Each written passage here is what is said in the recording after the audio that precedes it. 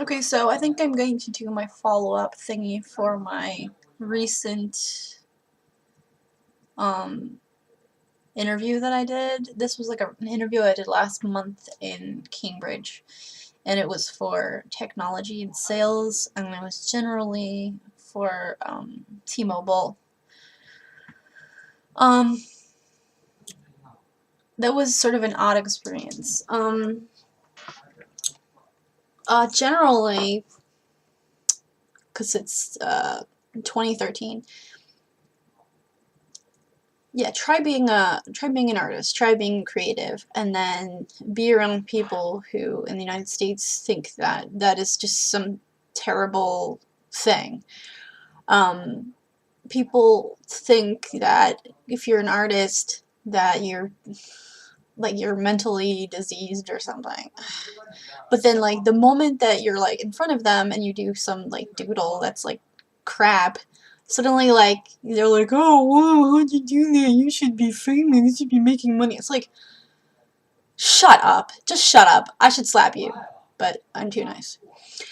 So, um, pretty much most of the stuff like on my resume, if it's creative related, I have to really tone it down because that's, I don't know, undesirable or whatever. And then I have to make it sound more like tech or management or some nonsense thing, which is what everyone has to do. And I've been through this whole interview process and the whole writing resume things, and I've been to classes for this, and it's the art of BS, okay?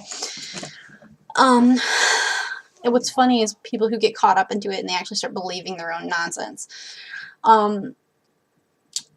I don't know, I'd rather be more of a genuine person, more honest about it, and the whole, like, twisting things to make it sound this way or that way just rubs me really wrong.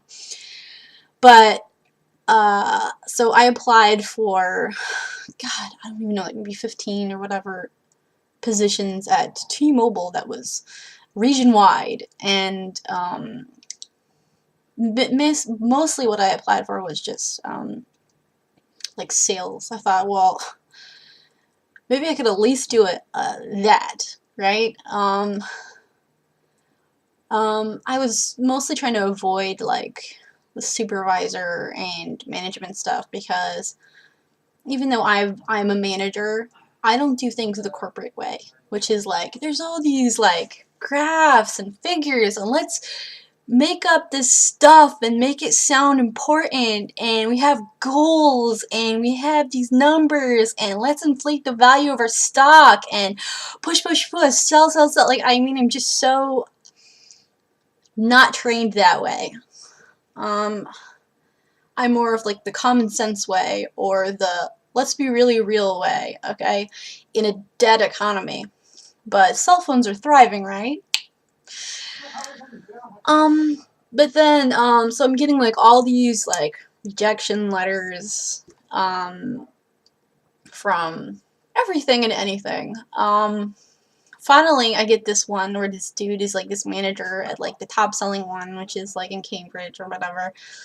And then he's like, oh, well, I think you're awesome because, you know, you're creative and you're artistic and da da da, and I need someone like that. And I'm thinking, really?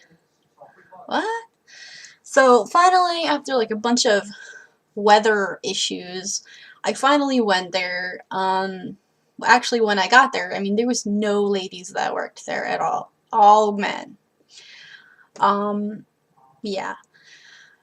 So I finally get there. I mean, they're busy, except the odd thing was it was like, what, 19 degrees that day or whatever.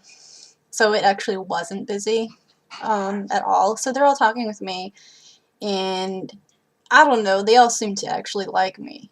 Unless I don't know, imagining it. So I go in there, and the interview was only supposed to be like maybe 10 minutes, and it could have been like almost an hour, I swear. And it's always the same, like, you know, whatever, these standardized questions. Where do you see yourself in 5 years? I hate that one the most. Like, I think that's so private and personal. Like, how dare you ask me that? But based on your answer, that's what I'm going to hire you on, right? And that guy actually let me slide on that one. But he seemed to really like me. He kept like talking about how he liked me and da da da da da. I mean, but whatever. I've been through the same thing with in Starbucks and other companies, and that doesn't mean anything. And then he says that I'm definitely getting a second interview, definitely, right? And but it was gonna be like within 3 weeks or da da da. Because he's like, I just need another person to balance me out with my bias or blah blah blah. Right. Sure you are. Um, but then like by like a week I got a rejection letter. I was like, whatever. And I sound like so immature, right? So I'm like, whatever. Because like I always get rejection letters because I suck, apparently, according to my society. Um, Go America, run everyone. Anyway, um, so then I got another rejection letter. Again, I'm like, I got the first one like over a week ago or 2 weeks ago, or whatever it was. So yeah, it didn't happen. But man, there's just too much to say about so many things. And I'm pretty sure it's always like this. It's always like they hire the guy.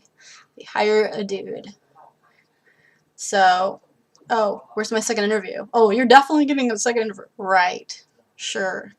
I'm actually surprised that this time, because a lot of times I get this sort of like dismissive answer. We'll look at you in 90 days or 60 days or whatever it is. They never do. It's lies, lies. So then I also have some job fair thing coming up too. Every time there's a job fair, like something comes up and then I can't go. Like the last time it was I got hired. Or no, it was I had an interview or I got hired, which is weird. So I don't know. Go me, I suck. But anyway, so I went to the food bank again today because I went last week, and so I went this week, and they told me not to come back next week, and they told me not to come back again for a month, and today apparently they ran out of stuff. So, and we got there like pretty much right after it opened. I think we got there within the first 20 minutes. I mean, it didn't even look like that many people were there. But last week, man, it filled up by the time it was like 11:30, 12 o'clock. It was just a lot of people there, and it just looked like people were there who, man, it just looked like life just crash landed into their face, and it just looked like, I don't know, shell shocked or something. So, yay, that's what it's like to be in America.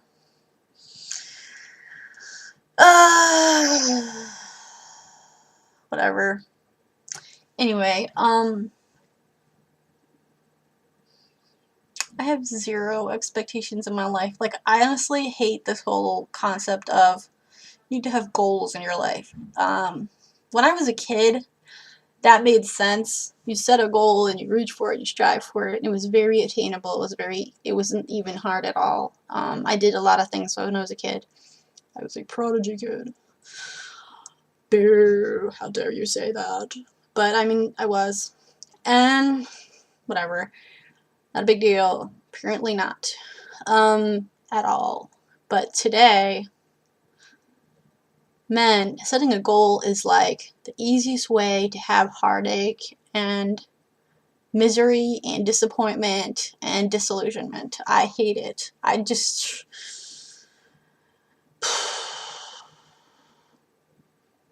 hate it. It's supposed to be like combing through the whatever, the classifieds or whatever, the job listings like now, but I just don't feel like doing it. I'm just gonna scan my sketch and publish it, and then I'll probably look for jobs. Man, I hate it.